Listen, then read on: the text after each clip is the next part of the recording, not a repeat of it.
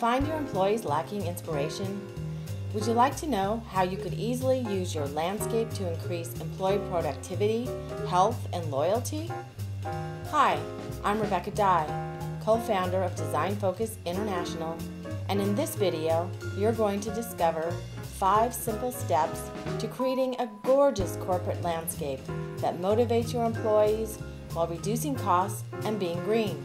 As a landscape architect who has designed everything from public parks to corporate campuses, and who has incorporated permaculture techniques and restored habitat, I know that bringing more life and wonder to a space automatically vitalizes the people who it supports and the quality of the work they produce. So let's get started. Step 1. Know your geography. Here we are in front of a wonderful company who really cares about their employees, Google. Google supports their employees with fantastic restaurants and programs for healthy living. However, let's take a look at their landscape. What is wrong with this picture? This landscape was most likely designed with a style of East Coast landscape architecture. For instance, there is a lot of lawn, which is good in places that have lots of summer rain, and it's easy to maintain in the places with snow in the winter. But in California, we don't have all that summer water, nor snow, and so suddenly it's an added cost to maintain, and it's boring. Limited palette of plants, like these hedges and boxwood. Because in the East Coast, there's a narrow variety of plants that can survive the temperature shifts. This has continued in California, but the truth is, we have an unbelievably rich variety of plant species that we can use here. Just as there is a reason why some of the most innovative ideas come out of California, the environment ought to reflect this as well. Step 2. Design to inspire. The problem with most corporate landscapes is that they are repetitive and thus boring. There is no sense of wonder nor surprise. There is no crescendo of the seasons and little witnessing of daily changes in nature. They don't make people feel like they're a part of the environment. Employees walk on concrete and are directed to stay away from the environment. There's nothing to engage their senses of touch, sound, smell, or taste, which could all be so easily implemented. The problem is, corporations are not creating experiences which inspire their employees. Good design should be like you're composing a musical piece for an orchestra. There's a constant flow, there's movement and surprise. So for instance, design your planting with color, shape, and texture in mind. Instead of a large lawn, you could plant a meadow with low-water grasses, wildflowers, and daffodils interrupted with islands of planting. Or create a gray water marsh where birds can fly in that will be restful and peaceful to look at while using water available on site and creating habitat. These simple solutions bring more life to a site, which revitalizes the people. Some other ways to engage the senses are using plants that are fragrant. If people work late, make sure there are night-blooming fragrant plants. Plants that make sounds like grasses that rattle, bamboo, redbud trees, they also have great sounds in the wind. Plant lamb's ears and lavender where people can reach out and touch them. String edibles like strawberries, fruit trees, citrus and artichokes, pumpkins. String them together throughout your site. This provides wonderful opportunities for team-building activities where people can get together and enjoy and harvest the fruit.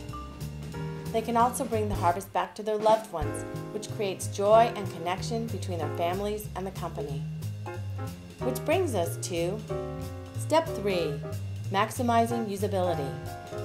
Corporate landscapes rarely take advantage of their outdoor spaces to increase the happiness and thus productivity of their employees. Often, hardscape is designed to impress visitors without consideration of how the spaces feel to the employees. The result is there is a feeling of control, of restraint, and discomfort. Instead, usability can be increased through the following concepts. Creating a series of outdoor rooms where there is a sense of expansion and protection. Vary the size of the spaces depending on its use. Utilize microclimates on the property to maximize different seasons and temperatures. and make sure that the design reflects the uniqueness of each space. Link spaces together through curving walks, arbors, and sculpture, which create a sense of surprise and wonder. And when choosing paving materials, select them for their character, texture, and color, and thread these materials throughout the spaces to create a sense of cohesion. Wouldn't it be wonderful to have a roofed glass pavilion situated in the garden for meetings and seminars? I bet it would be the most signed up for a room on the whole campus. Which leads us to step 4, using landscape architecture to increase employee loyalty and happiness. The old paradigm of work was that everyone went to work from 9 to 5 and stayed at the same company for 30 years. Now people spend longer hours at work, and their environment plays a much larger role in whether or not they are happy. Simple solutions involve inviting different levels of management and employees to participate in the design process to access their needs and wishes. Also, creating places for recreation like volleyball courts, ropes course, or even an outdoor picnic area can go a long way to encourage positive team building and social activity. Spaces for contemplation and meditation allow individuals a place of respite and inspiration. Too often, there are not enough spaces for employees to get away from office politics or gossip. This way, the employees can be reinvigorated and naturally break patterns of negative social dynamics. It's natural, too, that with increased wildlife, there is a sense of wonder and inspiration. None of this needs to be expensive.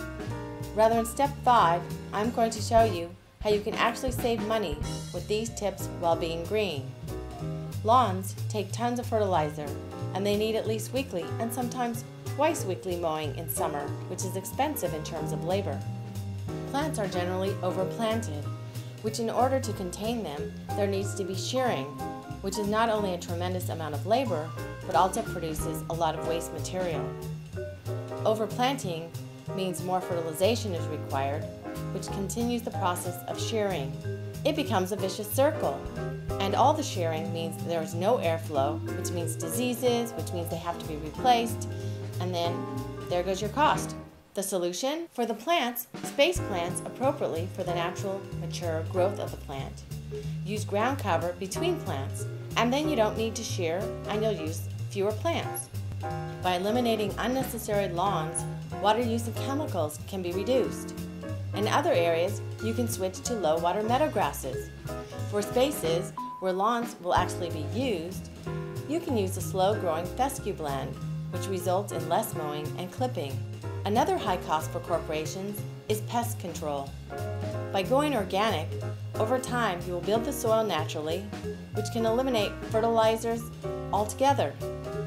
Secondly, by adopting a non-toxic integrated pest management program, you can eliminate the use of toxic pesticides while reducing costs significantly and encouraging the balance of natural biology. These non-toxic methodologies protect the health of employees, which cut down the cost of insurance.